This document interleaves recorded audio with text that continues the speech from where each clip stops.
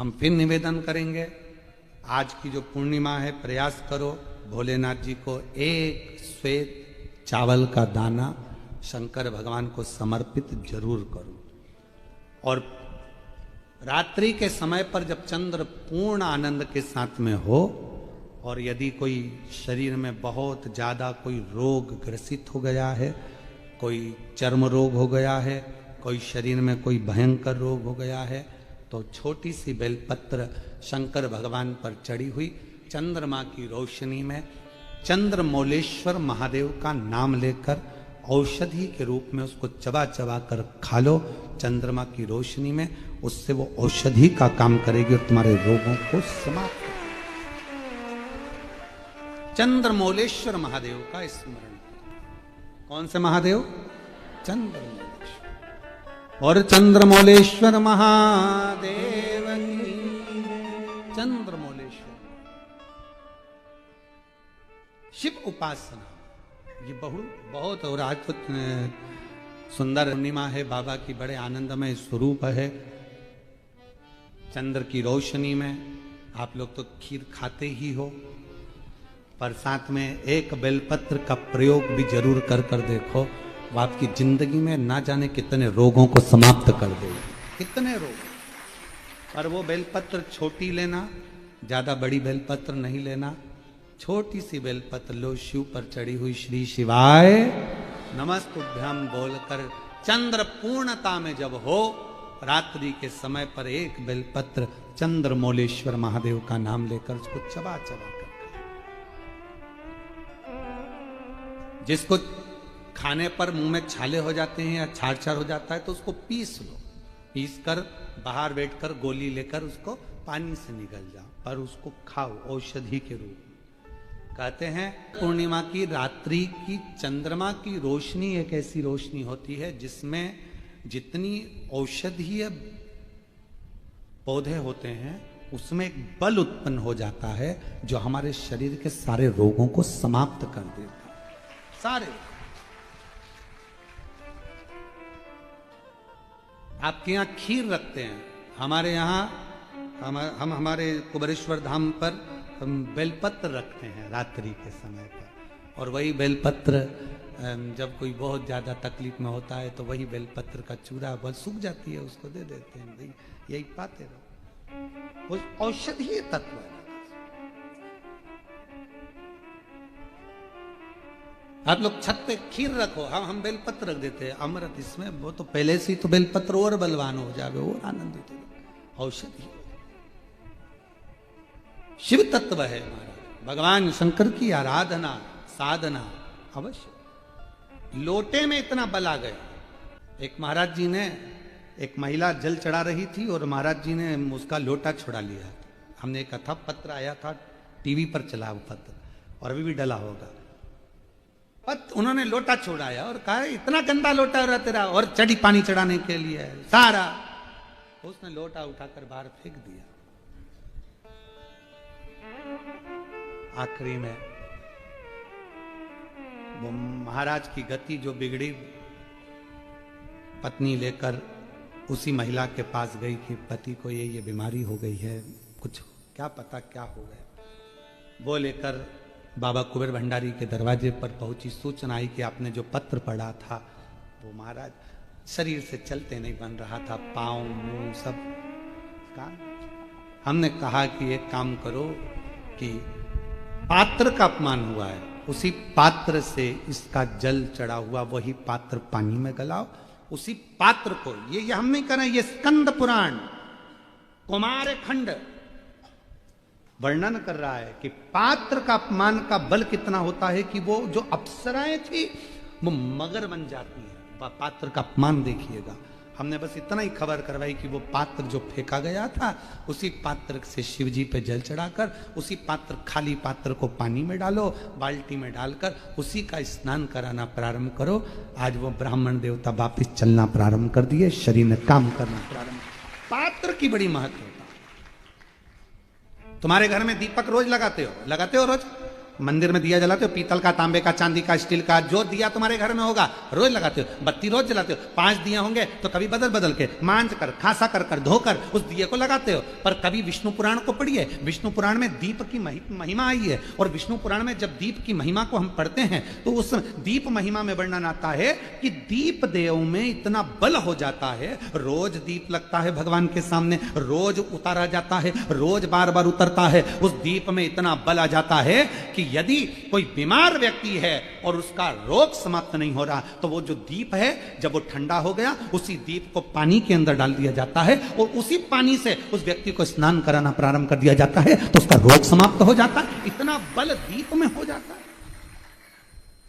तुम पूजन की सामग्री को, पूजन के जिस आसन पर हम बैठकर जप करते हैं, बोलो आसन सिद्ध होता है कि नहीं होता? जम के तो बोलो। जिस माला पे हम जप करते हैं वो माला सिद्ध होती कि नहीं होती है? माला सिद्ध हो जाती है, आसन सिद्ध हो जाता है, वस्त्र सिद्ध हो जाता है। कितना कितना भाव का। शास्त्रों का अध्ययन करने वाला व्यक्ति इस सब चीजों पर स्मरण करता है कि दीप, हम कहते हैं तुम्हारे घर में ज्यादा दीपक बढ़ाने की जरूरत नहीं है, जो तुम्हारे यहाँ 4-5 दीपक हैं उसी से आरती पूजन सब करा करो, उन दियों से, क्योंकि उन दीप में बल आते चलेगा, वो दीपक में शक्ति आती चलेगी। नजदीक है भगवान, कितना बल आता है जरा विचार करिएगा। एक पानी से तुमने कपड़े धोए, वो पानी तुमने बाथरूम में फेंका कि नहीं फेंका? जम के बोलो। एक पानी से तुमने बर्तन धोए, पानी फेंका कि नहीं फेंका? बोलो जम के। फेंक दिया। पानी वही था जो तुम्हारे नीचे हाप्सी का, हेडपंप का, ट्यूबवेल का, तुम्हारे नल का पानी वही था। वही पानी से कपड़े धोए, वही पानी से बर्तन धोया और वही पानी तुमने शंकर जी को स्नान कराया, वही पानी तुम्हारे घर में जो भगवान थे उनको थाली में रखकर नहलाया। अब बताओ, जिस पानी से तुमने स्नान कराया वो पानी को तुम बाथरूम में फेंकोगे, नाली में फेंकोगे, गटर में फेंकोगे? नहीं, उस पानी को ले जाकर तुम कहीं पेड़ के नीचे, क्यारे में, तुलसा में, जहां अच्छी जगह होगी वहां डालोगे। क्यों? क्योंकि वो पानी भगवान का स्पर्श कर लिया, इसलिए पूजनीय हो गया। जो दिया भगवान के मंदिर में रोज जाता हो, जो लोटा भगवान के मंदिर में रोज जाता हो, वो अपने आप में सिद्ध होते चले जाता है, उसकी सिद्धि बढ़ती। शिव जी को आप 5 जगह पर जल चढ़ाते हो, थोड़ा ध्यान देना कथा पर। शंकर भगवान को 5 जगह पर आप जल चढ़ाते हो। मान लो अगर कोई विषम परिस्थिति है और आपको लग रहा है कि मेरा यह काम बाबा को कर देना चाहिए, ना जाने क्यों अटक रहा है, मेरे भोलेनाथ जी को मेरा यह काम कर देना चाहिए, ना जाने क्यों अटक रहा है, तो जो जो जगह पर आप जल समर्पित करते हो, जिस जिस जगह पर आप जल समर्पित करते हो, जैसे गणेश जी की जगह पर जल समर्पित करते हो, सबको मालूम है ना, स्थान तो सबको मालूम है ना गणेश जी का। जैसे ये शिवलिंग है, ये जलाधारी है, ये 2 चरण जहां से जल चढ़ाते हैं तो ये पानी घूमकर यहां से नीचे चले जाता। अब जरा समझिएगा, आप जब शंकर जी के मंदिर, आपको लगे कि हमारा ये कार्य हो जाना चाहिए, ये कार्य हो क्यों नहीं रहा, आखिर में इतने दिन से लगी हूं, ये काम क्यों नहीं हो रहा, सबके काम हो रहे, मेरा क्यों नहीं हो रहा, तो विश्वास रखकर 5 सोमवार, 6 सोमवार, 7 सोमवार इसको कर कर देखिएगा। गणेश जी का स्थान जहां से पानी बहता है उसके सीधे हाथ पर, वहां पर एक बेलपत्र समर्पित कर कर थोड़ा सा जल वहां समर्पित करिए। षडानंद कार्तिकेय का स्थान, एक बेलपत्र समर्पित कर कर थोड़ा सा जल वहां समर्पित करिए। अशोक सुंदरी का स्थान, थोड़ा सा जल समर्पित करने से पहले एक बेलपत्र, फिर जल। 3 स्थान। चौथा, मां पार्वती जी का हस्त कमल, एक बेलपत्र समर्पित कर कर जल चारों तरफ चढ़ाने के बाद में। 5वां, शिवलिंग के ऊपर बेलपत्र समर्पित कर कर पूर्ण जल शंकर को समर्पित कर देना। ये 5 स्थान का चढ़ा हुआ जल आपके जो काम अटक रहे हैं, जो कार्य में आपको तकलीफ आ रही है, आप बाबा को बस एक बेलपत्र और एक लोटे जल में से 5 स्थान पर जल समर्पित करने पर आप तुरंत 2 महीना भी नहीं लगेगा, मेरा विश्वास कहता है 15 या 20 दिन में बाबा उसको स्वीकार करेगा। 15 से 20 दिन। पहला जल कहां चढ़ाना है? जम के बोलो जरा। गणेश जी वाला स्थान। दूसरा कार्तिकेय वाला स्थान। अब इसको समझ लेना आप अच्छे से। हम ये नहीं कह रहे हैं कि तुम गणेश जी की मूर्ति पे चढ़ाओ, हमने ये नहीं बोला। हमने ये भी नहीं बोला कि कार्तिकेय जी की मूर्ति पे जल चढ़ाओ। हमने ये भी नहीं बोला कि माता पार्वती जी की मूर्ति पे जल चढ़ाओ। आप तो जो शिवलिंग रखा हुआ है और जो जलाधारी गोल है उस पे जो शिवलिंग रखा है, जहां से पानी बह रहा है, उसके राइट हैंड में गणेश, लेफ्ट हैंड में कार्तिकेय, बीच में अशोक सुंदरी, पार्वती जी का स्थान, हस्तकमल और ये शिवलिंग। आपको गणेश जी के ऊपर जाकर जल नहीं चढ़ाना, आपको कार्तिकेय के ऊपर जाकर जल नहीं चढ़ाना, आपको देवी जी के ऊपर जल नहीं चढ़ाना। आपको तो केवल शिवलिंग की जलाधारी पर और शिवलिंग पर जल चढ़ा।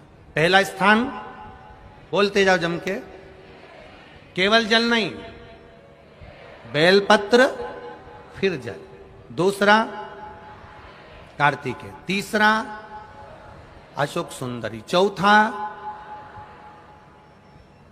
अब पार्वती जी को जो तुम जल चढ़ाओगी और बेलपत्र चढ़ाओगी उसमें तुम्हारा स्मरण होना चाहिए। तुम कहां बैठी हो जल चढ़ाने के लिए, तुम्हारा ध्यान कहां है, कहां बैठकर शंकर जी को जल चढ़ाना चाहिए।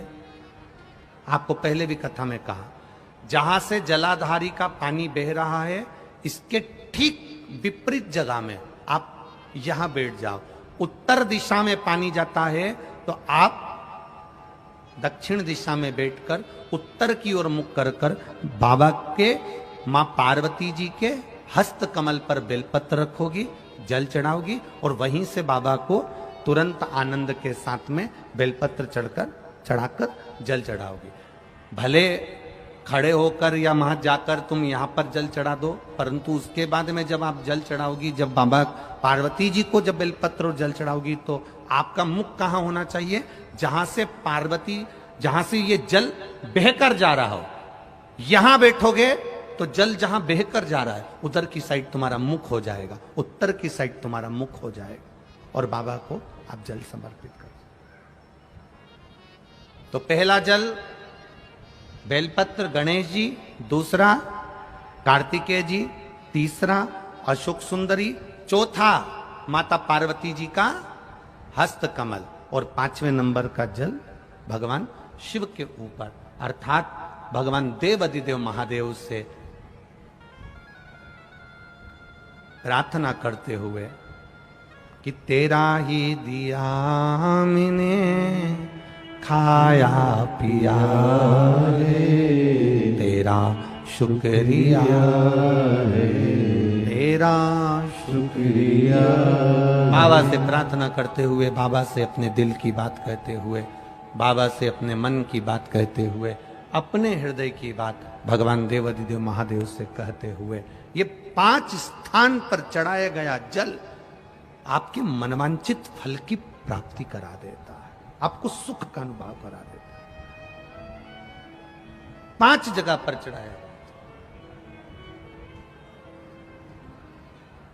कम से कम 5 या 7 सोमवार अवश्य चढ़ाओ। शंकर पर चढ़ाया हुआ एक चावल का दाना, एक मूंग का दाना या एक बेलपत्र या एक पुष्प या एक लोटा जल, इसका फल कितना होता है यह आपके दुख की घड़ी में आपको मालूम पड़ जाएगा कि शंकर किस समय पर देता है। ऑक्सीजन हर कभी नहीं लगाई जाती है, लगाते हैं क्या हर कभी? अरे जम के तो बोलो। वेंटिलेटर पर हर कभी नहीं सुलाया जाता जब उस समय कुछ बचा ही नहीं है। अब लग रहा है डॉक्टर को कि इसका शरीर काम नहीं कर रहा, इसका शरीर किसी काम का नहीं रहा, अब इसका शरीर सपोर्ट ही नहीं कर रहा, तो फिर उसको ऑक्सीजन लगाई गई, फिर उसको आईसीयू में डाला गया, फिर उसको वेंटिलेटर लगाया गया, फिर उसको मशीनें लगाई गई कि अब इसका शरीर इसके बल पर चलेगा। उसी तरह शिव महापुराण की कथा कहती है, आपने एक चावल का दाना चढ़ाया, एक बेलपत्र चढ़ाई, एक लोटा पानी चढ़ाया, ये पानी का फल, ये बेलपत्र का फल, ये पुष्प का फल तुम्हें ऐसे ही प्राप्त नहीं हो जाएगा। भगवान देखता है, जैसे डॉक्टर को लगता है कि अब ऑक्सीजन की जरूरत है, ऑक्सीजन लगा दो, अब वेंटिलेटर की जरूरत है, वेंटिलेटर लगा दो, अब इस चीज की जरूरत है, ये मशीन लगा दो। उसी तरह भगवान भी देखता है कि तेरे दुख की घड़ी में जब तेरे सामने कहीं काल मंडराने लगता है, दुख आने लगता है, तब भगवान भी, तूने जो बेलपत्र चढ़ाई है वो ऑक्सीजन का काम कर कर भगवान तेरे काम को सपोर्ट देता है। तूने एक लोटा पानी चढ़ाया है, भगवान कहता है ये मेरे लिए वेंटिलेटर के बराबर। तेरे को तकलीफ आएगी, तेरे को कष्ट आएगा, तेरी बीमारी बढ़ेगी, तेरे को अगर धन की जरूरत पड़ेगी, तेरे को दुख आएगा, तो समझ लेना तूने जो एक लोटा पानी चढ़ाया है वो तेरे सामने आकर खड़ा हो जाएगा। ये जल खाली नहीं जा सकता, ये बेलपत्र खाली नहीं जा सकता, ये एक पुष्प जो भगवान को चढ़ाया गया है ये खाली नहीं जा सकता। तू जो चढ़ाया है वो तुझे प्राप्त होगा, जो तूने समर्पित करा है वो तुझे मिलेगा।